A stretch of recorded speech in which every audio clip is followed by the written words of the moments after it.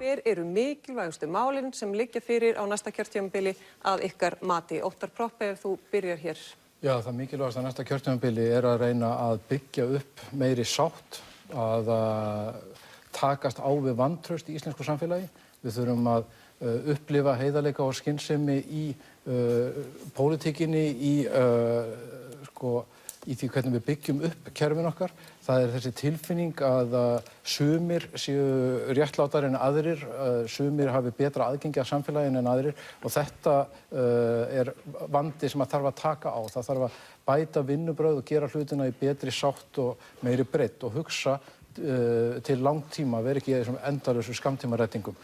Það ljóst að innviðirnir eru mjög orðnir illa farnir, vanfjármagnaðir eftir hrunið og í raun og veru eftir óstöðuleika þessa kjörtímabils. Það þarf að taka almennilega á því í heilbrigðiskerfinu, í menntakerfinu, í samgöngukerfinu og síðan þarf auðvitað að taka heildstætt á ferðamálunum og sameiginlegum auðlindum og arði af þeim. Takk fyrir það, Óttar. Benedikt Jóhannesson frá Viðreisn. Já, Viðreisn óvenjulegur flokkur að því leyti að Viðreisn stofnuð utan hugmyndir en ekki einhverja sérhagsmuni. Við finnum það á ferðum okkar um landið að það sem brennur heitast á fólki vaxtamálin. Vaxtabyrðin á Íslandi svo miklu hærri heldur en alls staðar annars staðar. Við erum sammála það að þurfa að lækka vexti, en hvernig á að gera það? Jú, við viljum festa gengi íslensku krónunnar við erlenda mynt eða myntkörfum. Hvað hjálpar það? Jú, þá lækka vextir á Íslandi í samræmi við það sem að gerist erlendis. Það eru auðvitað fleiri mál. Það til dæmis í sjávarútvegi. Þar verður að hafa réttlætari greiðslu. Við viljum setja ákveðinn hluta kvótans á markað á hverju ári og verja andvirðinu til innviðauppbyggingar. Hvað ætlum við að gera fyrir það? Við ætlum að efla löggæslu, samgöngur og heilsugæslu á öllum svæðum. En núna það, við höfum val milli vinstri stjórnar eins og hér var sagt og vintri stjórnar. Viðreisn getur komið í veg fyrir það. Takk fyrir það, Benedikt. Bjarni Benediktsson frá Sjálfstæðisflokki. Já, ef það eitthvað eitt sem ég tel að við þurfum að læra af því sem gerðist hér við fall fjármálafyrirtækjanna, þá það að fyrir hrunið, þá vorum við að taka út lífskjör með láni úr framtíðinni. Það var ekki innistæða fyrir þessu, þetta byggði mjög mikið á lánum erlendis frá. Þessu þurftum við að hætta. Við höfum lagt áherslu á það að lífskjarasóknin sem hefur verið undanfarin ár, hún hefur verið byggð á traustum grunni. Hallalausum fjárlögum, við höfum verið að greiða niður skuldir og við höfum komist úr þröngri stöðu í mjög góða stöðu. Næst að halda áfram á þessari braut, byggja upp innviðina sem hafa verið mjög til umræðu í þessum kosningum, spítala, heilbrigðiskerfið víða landið, vegakerfið, lögreglan, þarf meiri fjármuni og víðar, við getum nefnt almannatryggingar og menntamál heilt yfir. En við þurfum að gæta því að það gerist á traustum grunni. Og þegar allt kemur til alls, þá útlitið mjög bjart, það virkilega bjart framundan. Við getum látið alla njóta góðs af því, halda sköttum og gjöldum í lágmarki, atvinnulífið blómstrar þessar mundir.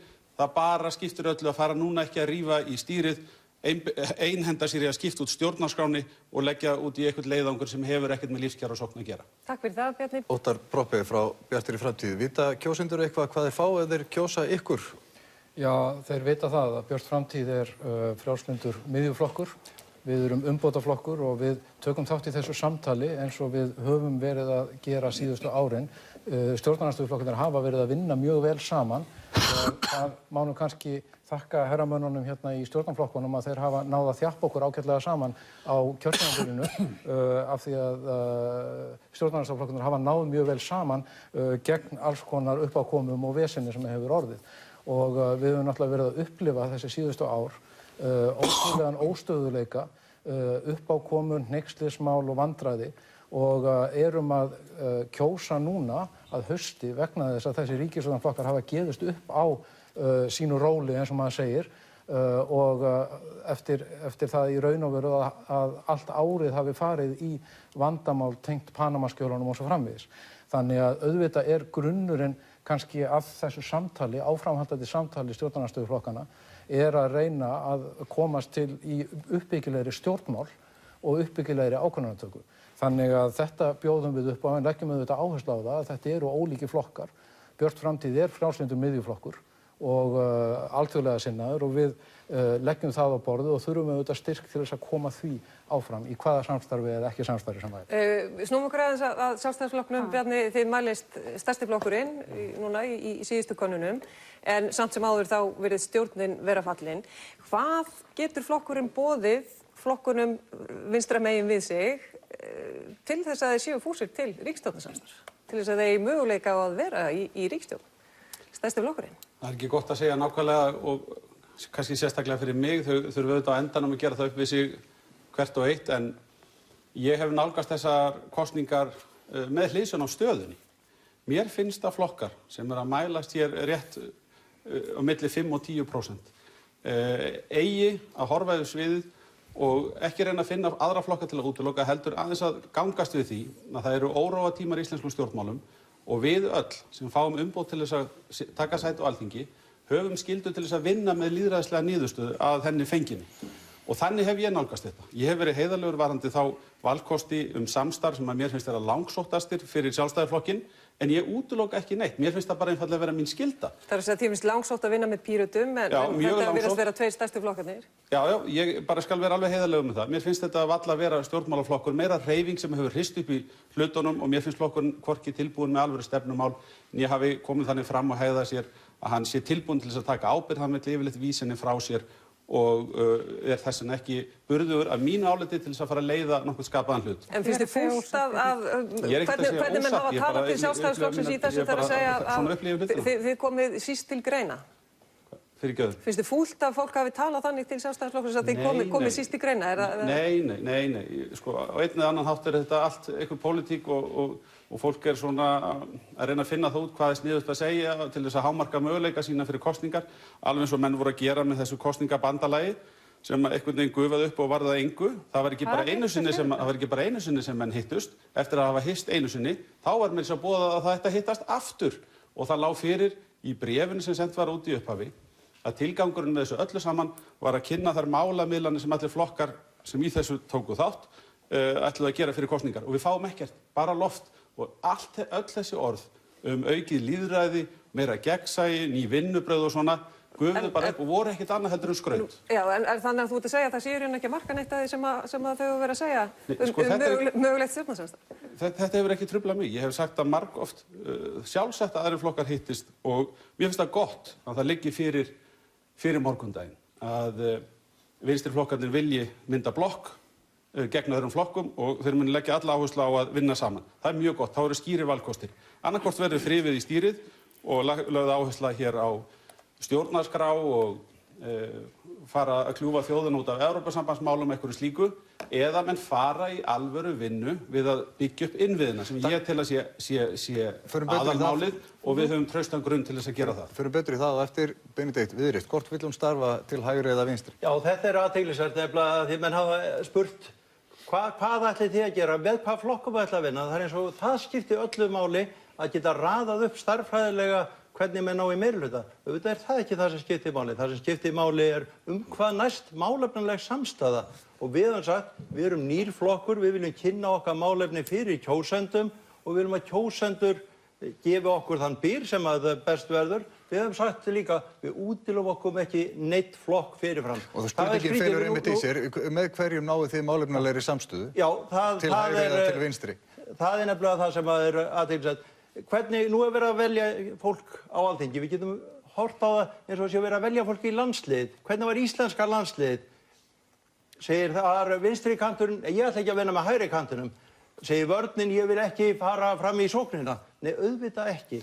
Það verða allir að vera tilbúnir að vinna saman sem liðsheild. Við höfum að taka upp ný vinnubrögð þar sem að það er ekki þannig að stjórnarflokkarnir segi það er allt vitlaust sem kemur frá stjórnarandstöðunni, menn eiga að virða skoðanir hvers annars. Ég held að við getum unnið með sérhverjum af þessum flokkum sem hér eru. Ég held að Viðreisn geti einmitt verið hvatinn sem laðar fram það besta í þessum flokkum.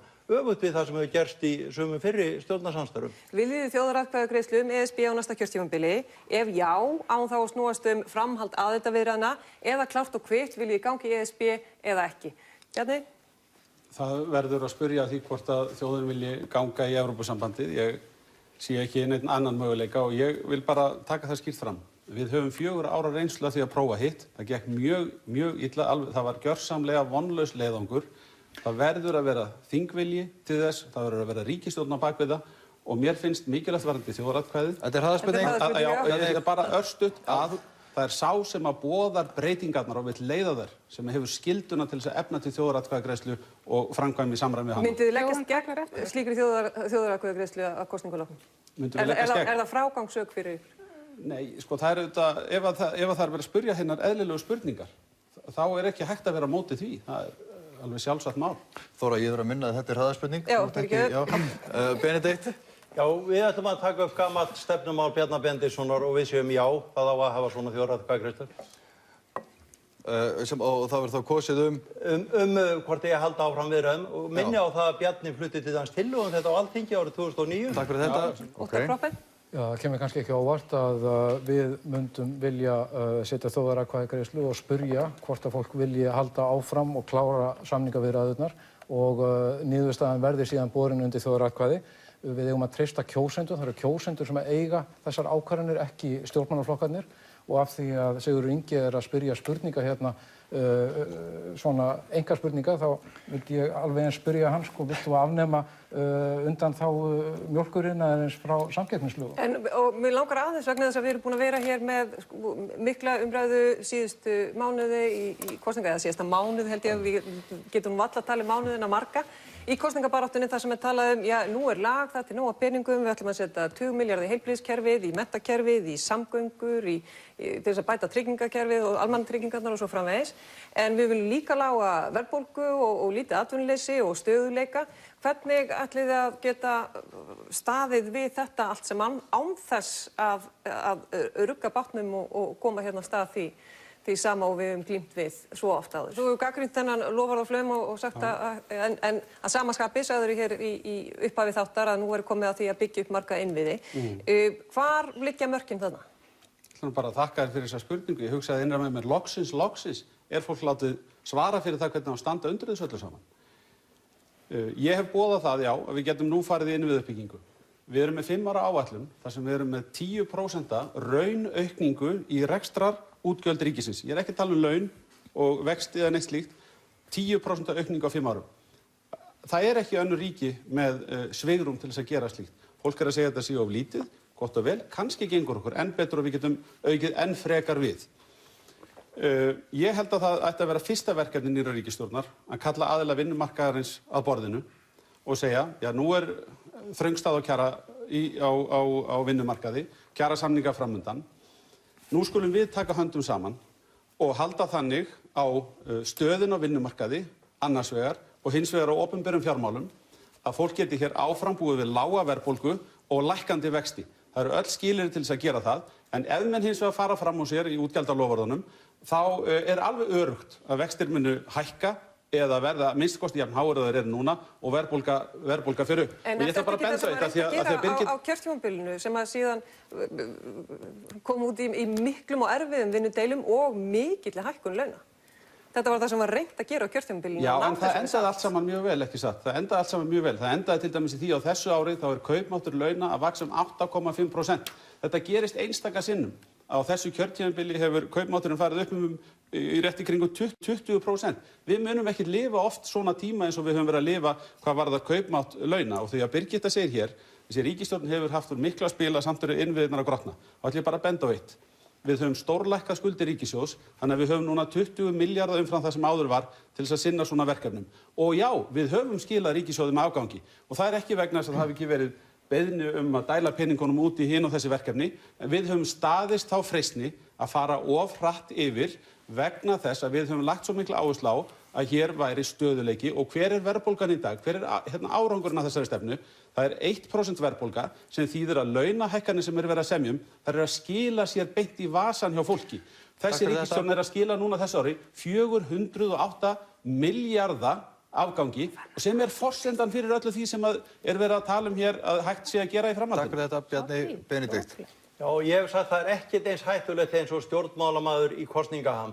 Við sjáum það að nú er menn að tala um það að ríkissjóður sé gjörsamlega að springa af peningum og menn lofa og segja allt þetta skaltu fá ef þú fellur fram og tilbuðu mig eða kýst mig. Það auðvitað ekki þannig. Málin sem skipta máli fyrir kjósendur eru hvernig verður líf mitt á næsta kjörtímabili? Hvernig getum við treyst í að hér sé einhver varanleg lausn? Það vita allir að þetta verður ekki þannig að alþingismenn komi með jólagjafir og færi mönnum gull og gersemar. Það svo sannarlega ekki þannig. En við höfum komið með lausn þar sem við segjum hver stærsta vandamál heimilanna? Það vaxtagreiðslur. Vaxtagreiðslur sem að gera það að verkum að hér erum við að borga 3 sinnum húsin okkar tilbaka þegar í nágrannalöndunum okkar, Norðurlöndunum, erum við bara kannski að borga tæplega 1,5 sinni tilbaka. Við segjum festum gengið, þá erum við með stöðuleika. Hérna tala ég stöðuleika, það rétt, það lítil verðbólga, en það svo sannarlega ekki stöðuleiki hjá útgerðarfyrirtækjunum sem fá núna 12–15% minni tekjur. Það ekki stöðuleiki hjá sjómönnunum sem fá minna fyrir túrin í hvert einasta skipti vegna þess að krónan hefur styrkst. Það ekki stöðuleiki í ferðaþjónustunni sem seldi ferðirnar þegar evran var á 140 krónur, þegar fólki kemur núna, það 125 krónur. Það þetta sem við viljum breyta. Við viljum vera með varanlega stöðuleika, við viljum fá lága vexti á Íslandi eins og í nágrannalöndunum. Óttar, Proppé frá Bjartri framtíð, það svona tilfinningin sem að fólk hefur einmitt að, kannski eins og Benedikt lýsir að það sé til óbáslega mikið af peningum og það verði allt lagað á skömmum tíma. Þið talið fyrst og fremst vinnubrögð. Á hvaða leið eru þið þarna? Hvernig þetta treysta því að þessu verði ekki öllu snúið á hvolf, að við náum að halda í þetta lága atvinnuleysi og þessa lágu verðbólgu? Já, það kannski akkurat það sem við erum að tala að við séum ekki í svona einhverjum hókus-pókus stjórnmálum og kasta fram 300 milljörðum hér eða lækka allt í 25% hér eða hvað var að 2003, 90% fasteignalán eða hvað. Og að við förum ekki að tala að stöðuleiki að það sé eitthvað ástand sem geti gerst á einhverjum 2–3 árum þegar að vel gengur, þú veist, í sjávarútvegi eða í olíuverði eins og við búið að vera núna síðust ári. Við verðum að finna leið til þess að ná meiri stöðuleika í íslenskt efnahagslíf og við erum með örgjaldmiðil, minnsta gjaldmiðil í heimi sem hefur verið slegið á að kosta okkur 80–100.000 milljónir á ári að viðhalda, bara að viðhalda gjaldmiðlunum og það fyrir utan þessa hávexti sem að íslensk heimili og fyrirtæki búa við. Þetta ástand til þess búið að vera í endalausum upp- og niðursveiflum. Þetta þjóðfélag og efnahagslíf sem hrundi fyrir 8 árum, þar sem við vorum að slökkva á ljósastörunum líka við og núna erum við allt í einu orðin svo ofsalega rík að við þurfum ekki að hafa neinar áhyggjur af öðru og getum leyft okkur eins og félagið minn hérna að líkja Evrópu við brennandi hús sem náttúrulega svo fjarri lagi. Þannig að það sem við höfum talað að það þurfi að ná meiri stöðuleika í stjórnmálin, að það þurfi að vinna saman að málunum, að það sé ekki bara þessi sem að færa að ráða núna og reiðist yfir hinn og síðan skiptast þeir á. Þannig að þetta svona grundvallar stefnan okkar, það að segja að vinnubrögðin, þau ekki bara eitthvað prjál, þau skipta máli, þau eru grunnurinn að því að það sé hægt að taka ákvarðanir sem skipta einhverju máli og sem að endast.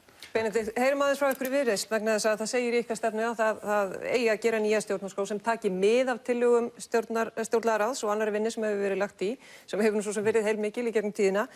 Hvað aðskilur ykkur frá Pírötum og Bjartri framtíð í stjórnarskrá? Við teljum að þetta sé ekki brýnasta mál íslensku þjóðarinnar í dag og ég held að það hefði verið skynsamlegt ef menn hefði verið tilbúnir að gera einhverja málamennir.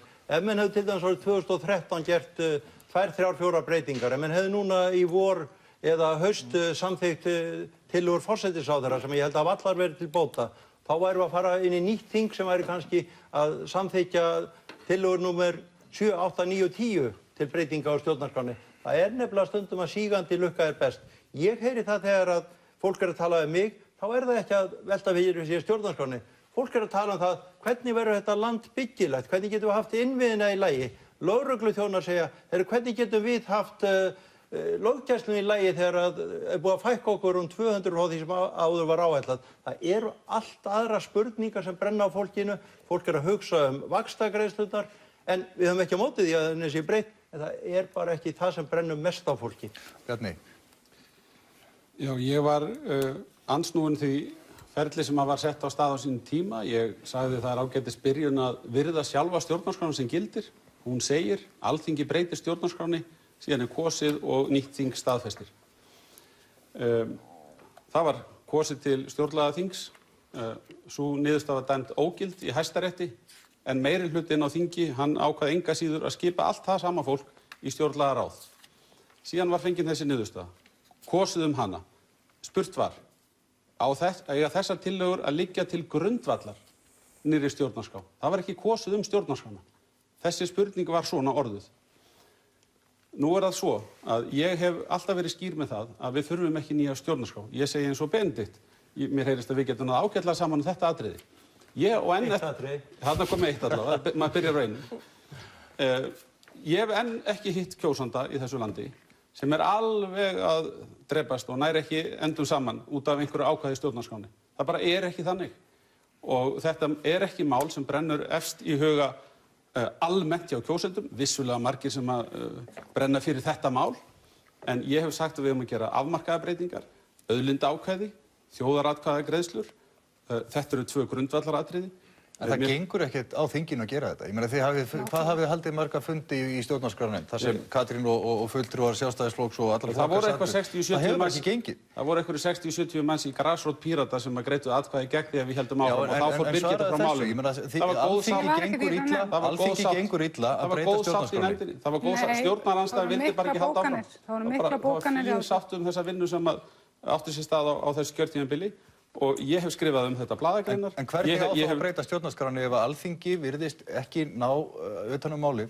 Já, góðu fréttirnar. Það gengur ekki. Jafnvel fyrir þeim breytingum sem þú varst að nefna hér, þjóðaratkvæðagreiðslu og ég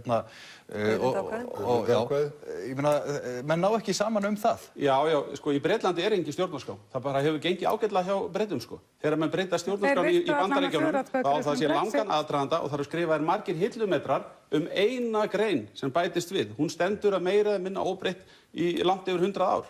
Sko, þessi stjórnarskrá, hún var studd af yfirgnæfandi meirihluta allra Íslendinga sem voru stoltir af því að styðja breytinguna. Og ég ætla bara ekki að taka þátt í ferli þar sem að stjórnarskráin breytt í einhverjum meiriháttar ágreiningi.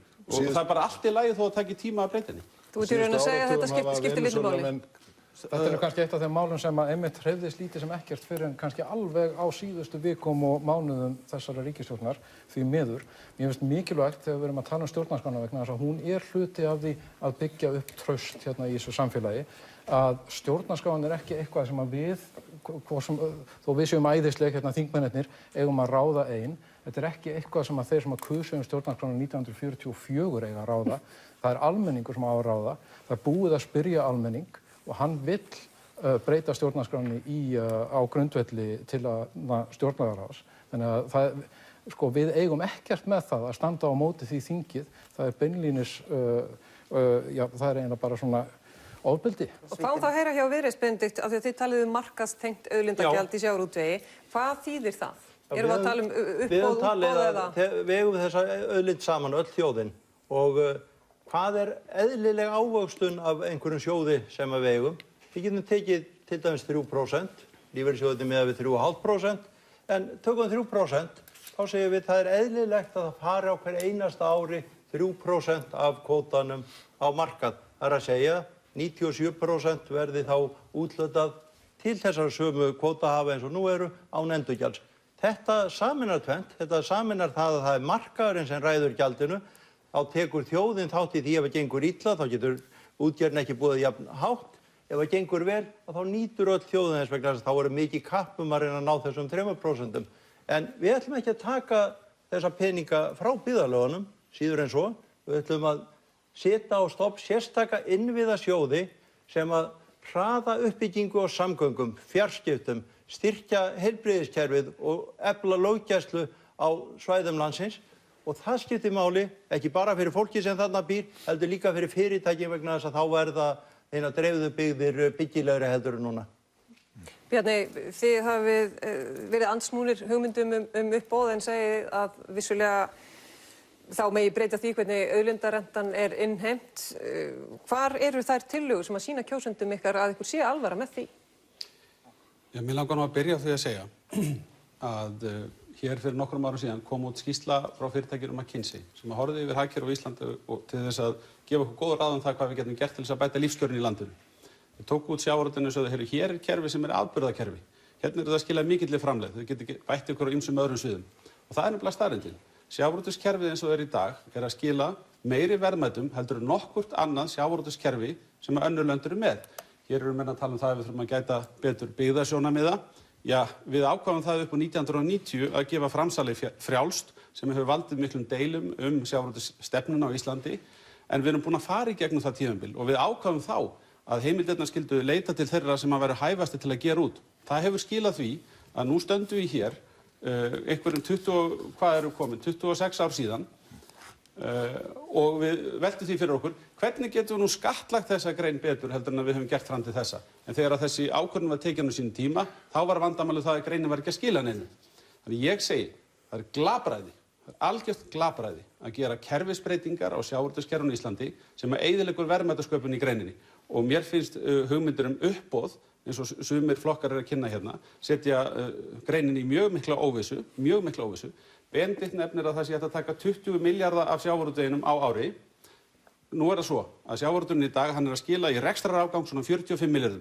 Þá á eftir að taka tillit til afskrifta og fjármagnsliða. Eftir að tekjuskattur hefur verið greiddur, eru akkurat það bil 20 milljarðar eftir í allri útgerð á Íslandi. Og það á að taka allt saman til ríkisins. Það mun bara þýða eitt. Menn hætta að fjárfesta og hafa ekki neitt tilefni eða áhuga á því að endurnýja skip, byggja nýjar verksmiðjur eins og þá sem rísa núna á Eskifirði eða taka yfir höfuð áhættu í þessari atvinnu. Bjarni, ég held að þú ert búinn að tala langmest, segja mér líka mennirnir hérna á bak við okkur. Við þurfum svona aðeins að fara að stytta svörin. Óttar, þið segið ekki mikið um sjávarútveg annað en það að þið viljið að arðurinn renni til þjóðarinnar og hann sé nýttur með skynsömum hætti. Fulltrúi ykkar, Björt Ólafsdóttir, sagði hér hins vegar í þætti fyrir skömmu síðan að hún vildi að samningar við álverin þegar þeir rynnu út yrðu þeir ekki endurnýjaðir og álverin mættu þessum að fara. Hvað á að koma í staðinn? Já, við teljum nú bara fyrst og fremst að þetta eru sameiginlegar auðlindir sem eru ekki óendanlegar og við erum að úthluta þeim að miklu leyti til ákveðinna aðila og að fá takmarkaðar tekjur af þeim. Við leggjum áherslur á því í nýtingu, bæði í sjávarútvegi, líka á orkunni, að við horfum til umhverfissjónarmiða og hagkvæmnissjónarmiða. Þessi bransar verða að reka sig, en það skiptir líka mjög miklu máli að það sé ákveðin sátt og réttlæti með það, að það séu ekki bara sumir sem að fá allan kvótann, að það séu ekki sum stór fyrirtæki sem að hafa áratuga eða hvað áskrift að sjálfvirkum endurnýjunum á raforkusamningum til dæmis til álvera. Það á ekkert að vera sjálfsagt að það séu alla eilífð. Þannig að við eigum að vera opin fyrir því og þurfum að vinna í því að fá meira og betra verð fyrir okkar orku. Það er í raun og veru aðalega stefnumál. Hvernig ætlum við að gera það? Ætlum við að vera allavega með þann bolta í huganum að við séum opin fyrir því, til dæmis í stórkostlegri grænmetisrækt eða ylrækt eða hvað. Við vitum í raun og veru ekki hvernig tæknin verður eftir 20-30 ár, hverju verða mögulegi kaupendur. En í sambandi við sjávarútveginn þá skiptir mjög miklu máli að sjávarútvegurinn í dag skiptist í raun og veru í tvennt. Það eru þeir sem að fá úthlutað fyrir mjög lítið og hóflegt gjald kvóta og síðan eru það þeir sem eru að kaupa kvóta á eftirmarkaði þar sem veri í raun og veru að taka verðmæti út úr greininni og það eru bara ákveðnir aðilar sem eru að fá forgang að þessum forréttindum og við þurfum að breyta því. Þess vegna viljum við fara og þróast yfir í uppboðsleið. Við erum mjög hlynnt því og ekki síst til þess að geta tryggt endurnýjun og jafnrétti innan greinarinnar. Ég verð aðeins að fá að koma vegna þess að það kemur á óvart annars vegar að Sjálfstæðisflokkurinn sé á móti því að markaðurinn ráði verðinu og hins vegar að heyra það að formaður Framsóknarflokksins telur að það sé slæm hugmynd að nýta afraksturinn til að byggja upp í byggðunum. Ég bar þessa hugmynd undir marga forystumenn í sjávarútvegsfyrirtækjum og menn sögðu það er of lágt auðlindagjald núna. Það átti að fara upp í 38 milljarða þegar vinstristjórnin var og 15 milljarðar gæti kannski verið rétt að tala. Tvö af stærstu fyrirtækjunum, þar heyrði ég þessa tölu. Menn vaða í villu og svíma, en vilja ei hjálp frá mér.